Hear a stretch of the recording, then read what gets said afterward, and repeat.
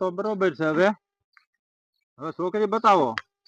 જો તો બટા છોકરી કેમ છે છોકરી? થોડી કાળી છે હો મિલનભાઈ, જોજે હો. થોડી કાળી લાગે મને.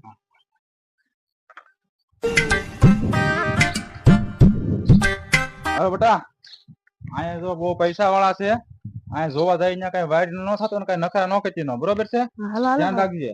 હાલો. આ તો બરોબર છે બટા, પણ છોકરી સામે દેખાય. જો તો જોજે હો મિલનભાઈ, થોડી જાડી છે હો. જો એ મને નથી ગમતી. એટલે બટા અહીંયા આવ્યો તો બોલો ને.